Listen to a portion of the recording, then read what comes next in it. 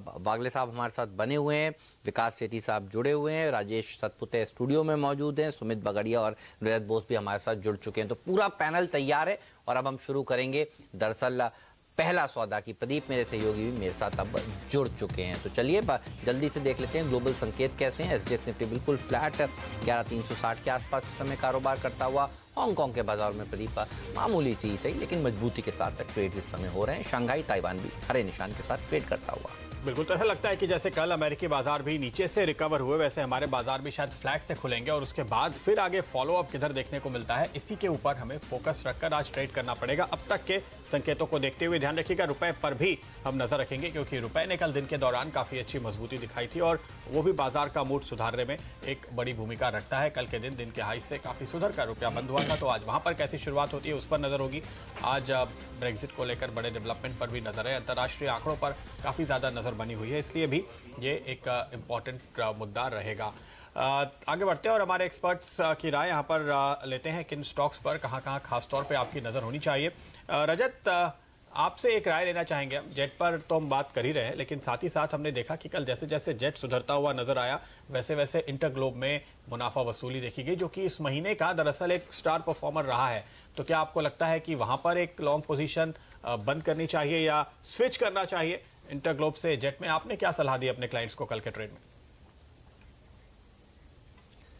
देखिए, इंटरग्लोब आज के दिन 1375 रुपया उसके लिए बहुत मायने रखता है। अगर 1375 का लेवल टूट जाए तो आज इंटरग्लोब करीबन 40 रुपया गिर सकता है, 1336 तक नीचे जा सकता है। लेकिन जब तक वो 1336 से लेकर 1330 का सपोर्ट रेंज को नहीं तोड़ेगा तब तक कोई खास खतरा पैदा नहीं होगा, क्योंकि आपको याद होगा कुछ दिनों पहले ये 1330 के आसपास आते ही फिर सप्लाई प्रेशर आता था और उससे नीचे चला जाता था। तो वो लेवल अभी सपोर्ट का काम करेगा और ऊपर में चलते हुए आज के दिन ये कोई भी कारण अगर 1408 के ऊपर चला जाए और सस्टेन कर पाए तब मान लीजिए कि इसमें जो मूवमेंट था मतलब नीचे की तरफ वो नेगेटेड हो रहा है।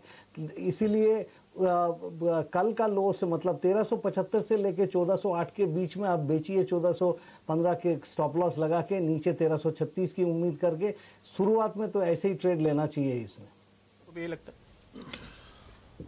एक टाइम था जब उल्टा हो रहा था, जेट में सेल था और इंटरग्लोब में बाय था, तो थोड़ा बहुत इंटरग्लोब में फर्क पड़ेगा।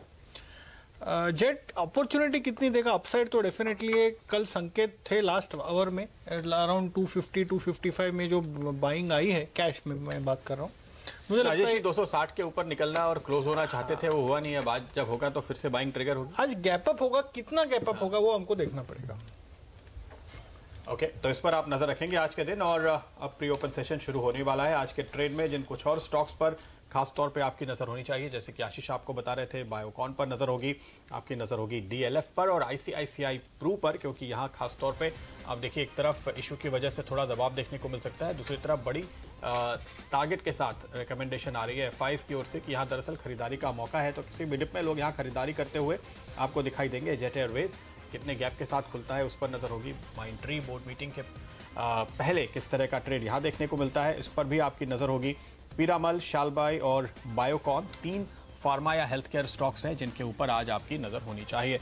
शुरुआती टिक किस तरफ आते हैं? कल हमने 11,354 ये निफ्टी की क्लोजिंग देखी थी और बैंक निफ्टी 29,281 पर बंद हुआ था। आज 42 पॉइंट ऊपर पहला कोट आता हुआ निफ्टी में अब 8 पॉइंट रह गया है, 11,360। कुल मिलाकर एसजीएक्स जो संकेत दे रहा है उसी के मुताबिक यहाँ पर शुरुआती कोट्स आते हुए नजर आए हैं। टीसीएस पर एक दरअसल सेल की कॉल है एफआईज की ओर से और उसका थोड़ा दबाव, लेकिन संभलते हुए अब ये स्टॉक। आईटीसी करीब 1% नीचे, कोल इंडिया ये एक और स्टॉक जहां पर कुछ दबाव हम देख रहे हैं। दूसरी तरफ भारतीय एयरटेल में अच्छी शुरुआती कोट करीब 2.5-3% ऊपर अब आते हुए। गेल, इंडिया बुल्स हाउसिंग, बजाज फिनसर्व, एचडीएफसी ये कुछ और स्टॉक्स हैं जिन पर आपकी नजर होनी चाहिए। इन्फोसिस, एचसीएल टेक में भी ऊपर के कोट्स इस समय हमारे सामने शुरुआती ट्रेड में आ रहे हैं। जिन स्टॉक्स पर खबरों की वजह से आपकी नजर है, जेट एयरवेज करीब 10% ऊपर के कोट्स इस समय आते हुए दिखाई दे रहे हैं। कल्पतरू पावर में 4.5% ऊपर के कोट्स आते हुए, हालांकि ये शुरुआती कोट है। और आईसीआईसीआई प्रू में तकरीबन 5% नीचे 306 रुपए के कोट्स देखने को मिले हैं। रुपए की शुरुआत इस समय आपके सामने हल्की मजबूती के साथ 4 पैसे ऊपर रुपया ट्रेड करता हुआ नजर आ रहा है। बिल्कुल, और कमोडिटी मार्केट्स पर भी एक बार नज़र डाल लेते हैं। आप देखते हैं वहाँ पर किस तरह के ट्रेड्स बन रहे हैं। आप देखिए सोना फ्लैट है, 50 रुपये नीचे। चांदी में कुछ खास बड़ा एक्शन नहीं देखने को मिल रहा है, ये भी सुस्त खुला है, 70 रुपये के आसपास की नरमी। लेकिन कच्चे तेल में भी सुस्ती भरा कारोबार। नेचुरल गैस थोड़ा सा बाउंस दिखा रहा है, लेकिन जेट 10% ऊपर है, ध्यान रखिए, और ये 10% है पहला अपर सर्किट। तो एफएनओ में 10% का सर्किट होता है और वो सर्किट अब इसमें लग चुका है। तो लगता यही है कि ये सर्किट के बाद ये सर्किट खुलेगा फिल्टर और ये ऊपर जाना चाहिए। वागले साहब, आप देखना चाहते थे कितना ऊपर खुलेगा, हिम्मत है लेने की? अगर यहीं सेटल होता है तो सर्किट में कैसे ले सकते हैं? क्यों? सर्किट एफएनओ में वाला शेयर है सर, अभी खुल जाएगा। आधे घंटे के बाद, आधे घंटे नहीं, जैसे ही अभी खुलेगा बाजार, ये तो सर्किट एकदम से खुल जाता है। एफएनओ वाला सर्किट है सर। मुझे लगता है थोड़ा अपसाइड तो सेकंडों में, फ्रैक्शन ऑफ सेकंड में खुलेगा सर। एक 5-7 रुपए का स्टॉप लॉस और एक 20-25 रुपए का टारगेट में वेंचर करूंगा हेमंत। ऑलराइट, चलिए, तो नजर रहेगी इस स्टॉक पर। एक काम करते हैं, इसको सेटल होने देते हैं, क्योंकि हम कल भी कह रहे थे चाय की चर्चा में प्रदीप, ये बीटीएसटी का बहुत ही बढ़िया कैंडिडेट था और सुबह भी बात हो रही थी कि इसको खरीदना ही चाहिए। और आप देखिए क्या जबरदस्त तेजी देखने को मिल रही है। अब कोई विश्वास शायद करेगा या नहीं करेगा, कल 226 का भाव था इसी समय और आज देखिए 280 के आसपास ये पहुंचता हुआ। तो इसको सेटल होने देते हैं। एक बार जल्दी से देख लेते हैं स्टॉक 2020 में जो आज मुकाबला हुआ था नीरज और मेरे बीच, उसमें कौन से स्टॉक्स हमने आपको सुझाए थे। उसके बाद वागले साहब से पूछेंगे कि चार्ट्स पर कौन से शेयर उनको दमदार नजर आते हैं।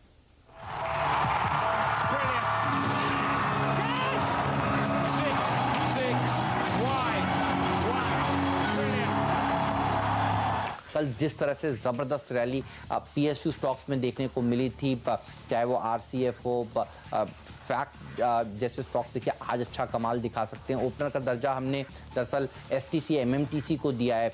बार्मर, लॉरी, एंड्रू यूल जैसे स्टॉक्स आउट परफॉर्मेंस दिखा सकते हैं। इरकॉन में तेजी आज के सत्र में देखने को मिल सकती है। मिश्र धातु को हमने आज डिपेंडेबल का दर्जा दिया है। फ्रेट का दर्जा ड्रेजिंग को और एससीआई को भी आज हमने टीम में शामिल किया है। ये तमाम ऐसी कंपनियां हैं जहां पर एक अच्छी रैली आज हम एक्सपेक्ट कर रहे हैं।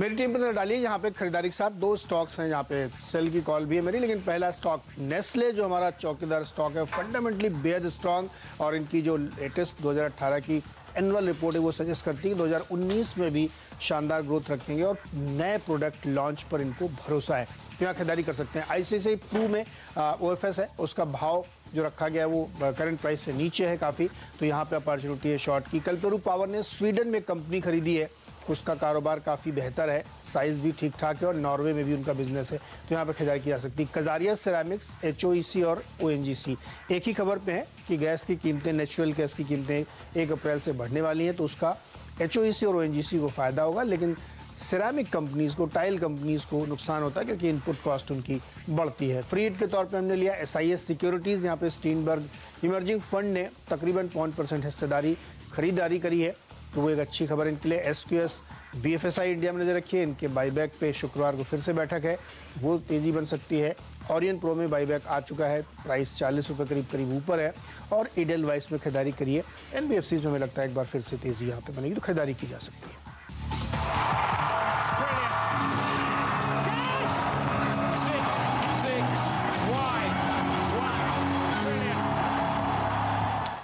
पहले हेमंत की टीम आपके सामने लेकर आते हैं। और वागले साहब, कल आप कह रहे थे कि हेमंत की टीम में जब बॉलर हो तो फिर बॉलिंग करनी चाहिए, अब तो सारे बैट्समैन हैं, आज बताइए।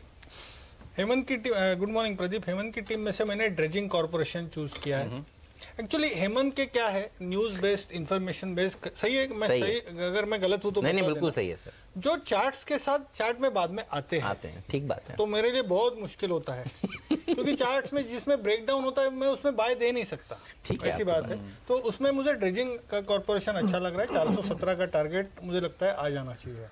ओके, 417 के टारगेट जो ड्रेजिंग कॉर्पोरेशन पे रखे गए हैं वो हासिल होंगे। यह है वो स्टॉक जो हेमंत की टीम से चुना है। वागले साहब ने नीरज की टीम आपके सामने लेकर आते हैं। यहाँ पे 2 गेंदबाज भी हैं, क्या चुनेंगे? मैंने गेंदबाज चुना है क्योंकि ये मेरा सेल कॉल भी है, कजारिया सिरेमिक्स, और ये मतलब सिर्फ आज के लिए है, ऐसा नहीं है कि इसमें बहुत ज्यादा वीकनेस होगा। 545 का टारगेट मुझे लगता है आज आ जाना चाहिए। एक्चुअली कजारिया सिरेमिक्स में आप सही कह रहे हैं, ऊपर के लेवल पे काफी सेलिंग आई है। मैं भी सोच रहा था, लेकिन चूंकि आउट परफॉर्मिंग स्टॉक है इसलिए थोड़ा सा डर लगता है, पर आप करेक्शन के हिसाब से यहाँ पर और छोटी मूव की हम बात कर रहे हैं 1-1.5% की वजह से। तो यहाँ पर दरअसल अगले हफ्ते से जो गैस की कीमतें बढ़ने वाली है ना 18%, ये उसके चलते हो रहा है। ओएनजीसी बढ़ भी इसी बात पे रहा है। ओएनजीसी के लिए फायदा वो गैस और तेल निकालने का काम काज करता है। ये जो कंजम्पशन वाली कंपनियां हैं, सिरेमिक पावर कंपनियां, इनके लिए खराब खबर। तो ये वही थीम है जो कल हमें नजर आई। चलिए अच्छी बात ये है कि जेट एयरवेज थोड़ा सा सेटल हो रहा है, तो 10% ऊपर जो सर्किट था वो अब वागले साहब 6% ऊपर है। तो नजर आएगी ये सेटल कहाँ पर होता है। लेकिन और कौन से स्टॉक्स हैं जहां पर आज देखिए तेजी देखने को मिलेगी। कल्पतरू पावर करीब 2.5% ऊपर ये खुलने की तैयारी कर रहा है। इंडिया बुल्स हाउसिंग, हम हर रोज इसकी बात कर रहे हैं, आज क्रेडिट स्विस की एक रिपोर्ट भी कह रही है 4 डिजिट के टारगेट्स की बात आती हुई। टाटा कॉफी में थोड़ी सी मजबूती। आईओसी, एचपीबीपी, ये वो स्टॉक्स हैं जो लगातार देखिए आउट परफॉर्मेंस दिखा रहे हैं और आज भी ये हरे निशान के साथ ही खुलने की तैयारी कर रहे हैं। और कल भी याद करिए डेज हाई पर इन्होंने समाप्ति दी है। सुमित, कोई स्टॉक आईओसी, एचपीबीपी में जो आपको पसंद आता हो ऑयल मार्केटिंग कंपनियों में? देखिए हेमंत, कल मोस्टली स्टॉक्स में हमने एक अच्छा अपमूव देखा और हमें ऐसा लगता है कि आईओसी यहाँ से एक अच्छा लगता है। आईओसी यहाँ से एक अच्छा अपमूव दिखा सकता है, जिसके अंदर स्टॉक ऊपर में 162 के 170-175 रुपए तक के लेवल दिखा सकता है। 166 का इसका इमीडिएट रेजिस्टेंस है, जो कि 3 से 4 दिन पहले का हाई है। 166 का लेवल जैसे ही क्रॉस करेगा तो उसके बाद ये 175 रुपए तक का मूव हमको दिखा सकता है। तीनों ही स्टॉक वैसे इस कैटेगरी में अच्छे लगते हैं, बट तीनों में से कोई एक सिलेक्ट करना है तो आईओसी को पहले सिलेक्ट कर लेना चाहिए, क्योंकि इसका कल का कैंडल बहुत स्ट्रॉन्ग फॉर्म हुआ था और ऐसा लगता है कि ये स्टॉक पहले अप मूव देना चाहिए। तो यहाँ पर आप देख रहे हैं ऑयल मार्केटिंग कंपनीज में तेजी, और साथ ही साथ यहाँ पर सरकारी कंपनियों में हमने जो सरकारी कंपनियों का ईटीएफ आया था वहां से भी खरीदारी आते हुए देखी है, तो उसका फायदा कुछ एक स्टॉक्स को मिला है। मेरे ख्याल में कल एचपी पे काफी हद तक इस वजह से खरीदारी होती हुई दिखाई दी थी। एचपीबीपी, आईओसी के बीच से राजेश आप क्या चुन रहे हैं? देखिए मुझे लगता है आईओसी इन पर्टिकुलरली ज़्यादा अच्छा लगता है। कल का कैंडल स्टिक के हिसाब से भी बेहतरीन है, तो मैं भी गेस्ट के साथ ही जाना चाहूँगा। देखिए अगर यहाँ पे टेक्निकल टारगेट्स की बात करें तो 164 कल का क्लोज है, और अगर लॉन्ग रखना है तो स्टॉप लॉस होगा 161 का। अपसाइड में टारगेट होगा करीबन 168-170 का। 168, 170, 168 और 170 के टारगेट के साथ आईओसी पर एक तेजी का कॉल आ रहा है। अच्छा, आईसीआईसीआई प्रूडेंशियल आज देखिए उम्मीद के मुताबिक 3% नीचे खुलता हुआ नजर आ रहा है। सेठी साहब, 300 रुपए का इसका फ्लोर प्राइस है, तो कल रिटेल इन्वेस्टर्स के लिए जब खुलेगा तब चाहे वो ओएफएस में मिले या फिर खुले बाजार में दाम नीचे आता है तो वहां पर लेने का एक मौका आपको दिखाई देता है इस स्टॉक में? क्योंकि इस वक्त जो गिरावट आ रही है वो टेक्निकल रीजन से आ रही है। यहाँ पे हिस्सा इसलिए बेचा जा रहा है क्योंकि 78% से ऊपर की हिस्सेदारी है, उसको 75 करना है। नहीं, बिल्कुल प्रदीप, आपके ये शो में ज्वाइन करने से पहले भी इस पे चर्चा हुई थी। तो मेरा ये डेफिनेटली मानना है कि ये जो गिरावट के साथ स्टॉक खुलता है, अगर ये 305 के लेवल पे आपको ओपन मार्केट में मिलता है तो डेफिनेटली लंबी अवधि या मीडियम अवधि का जिसका नजरिया है बिल्कुल खरीदारी करनी चाहिए। बहुत ही अच्छा एक प्रॉमिसिंग सेक्टर है ये, और ये स्टॉक जो टेक्निकल कारणों की वजह से गिरने वाला है, जो ओएफएस की वजह से, मुझे लगता है एक अच्छी अपॉर्चुनिटी रहेगी इन्वेस्टर्स को निवेश करने के लिए। तो ओएफएस में तो अप्लाई करना ही चाहिए, बट अगर ओपन मार्केट में 305 के आसपास मिलता है तो वहां पे भी खरीदारी की जा सकती है। 305 पे डाल के रख दे राजेश जी। देखिए मुझे यस स्ट्रॉन्ग प्रोबेबिलिटी है, क्योंकि यहाँ पे 300-305 इसी लेवल के आसपास मुझे लगता है जो शॉर्ट बने हैं वो कवर हो जाएंगे। तो अगर आज कॉन्ट्रा खेलना है तो 300-305 पे लॉन्ग होगा, 295 का स्टॉप लॉस होगा। अपसाइड में मुझे लगता है 318-320 का टारगेट लेना चाहिए। इस पर रखिएगा नजर। आईटी सेक्टर आज भी देखिए थोड़ी सी नरमी के साथ खुलेगा। एचसीएल टेक करीब 0.5% नीचे खुलने की तैयारी कर रहा है। भारतीय इंफ्राटेल में थोड़ा सा दबाव देखने को मिल रहा है। इंडसइंड बैंक लाल निशान के साथ खुलने की तैयारी कर रहा है। टीसीएस में थोड़ी सी सुस्ती देखने को मिल रही है।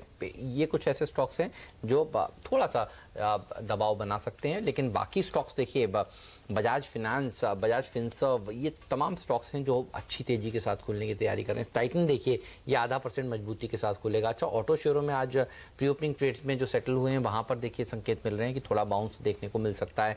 मारुति 0.5% ऊपर, हीरो मोटोकॉर्प, टाटा मोटर, ये सारे कुछ ऐसे स्टॉक्स हैं जो हरे निशान के साथ खुलने जा रहे हैं। एसबीआई और कोटक महिंद्रा बैंक भी देखिए, तो बैंकिंग स्टॉक्स पर रखिएगा नजर। ये तमाम शेयरों में एक मामूली सी सही लेकिन मजबूती भरी शुरुआत के संकेत मिल चुके हैं। कल्पतरू पावर आपकी चर्चा थोड़ी देर पहले हो रही थी, ये स्टॉक खबरों में है, इसके चार्ट्स देखकर बताइए क्या नजर आता है वागले साहब? कोई ट्रेड है क्या इसमें? इन्होंने दरअसल एक सब्सिडरी ईपीसी जो कारोबार कर रही थी स्वीडन में, उसको एक्वायर किया है। हेमंत, कंसोलिडेशन है 450 ऑन द अपसाइड और ऑन द डाउन साइड मुझे लगता है 430 ये रेंज में है। अगर 450 ब्रेक होता है, ये फर्स्ट साइन होगा कि इसमें कुछ ना कुछ बहुत ज्यादा पॉजिटिव है, फिर मैं 470 की बात करूंगा। और रेमंड पर कोई व्यू है क्या? अभी अभी आशीष बता रहे थे कि इस कंपनी ने एक नई कंपनी रियल्टी डिवीजन बनाया है जो थाने की लैंड को मोनेटाइज करेगी।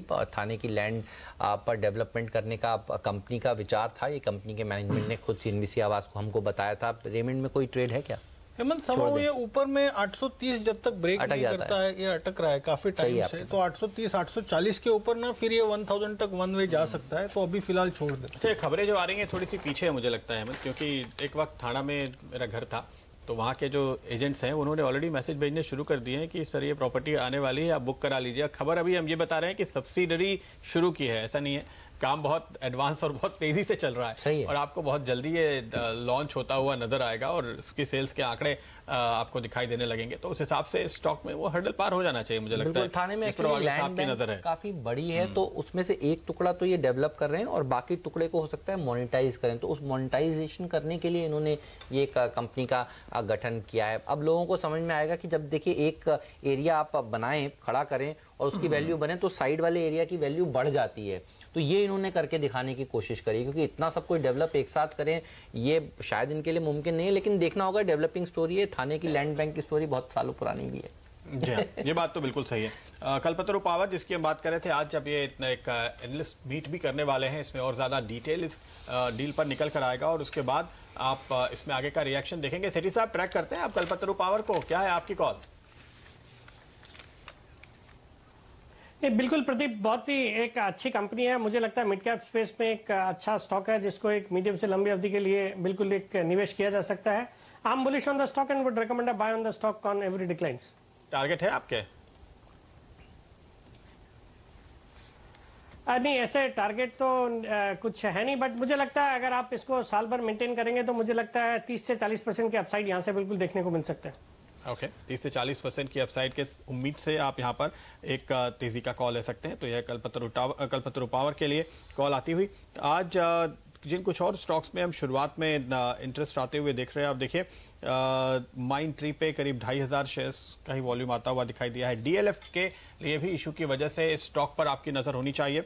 एक पॉजिटिव टिक यहां भी देखने को मिल रही है 191 रुपए पर। दरअसल ये शुरुआत होती हुई यहां पर नजर आएगी। काफी अच्छी तेजी के बाद डीएलएफ में आज इस डेवलपमेंट को ध्यान में रखते हुए, जैसे कि हेमंत आपको पहले बता भी रहे थे कि ये भी जो इशू आ रहा है उसको ध्यान में रखिए कि ये भी टेक्निकल कारणों से आ रहा है। ऐसा नहीं है कि कोई व्यू है शेयर बेचने का या पैसे की जरूरत है। इसमें किस लेवल पर राजेश जी आज आप नजर रखेंगे डीएलएफ के लिहाज से?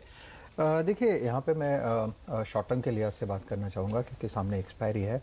कल देखिए डीएलएफ में जो प्राइस घटा है 3.5%, ओपन इंटरेस्ट बढ़ा है 8.4%। दैट इंडिकेट्स कि यहाँ पे शॉर्ट जो है वो बिल्ट है।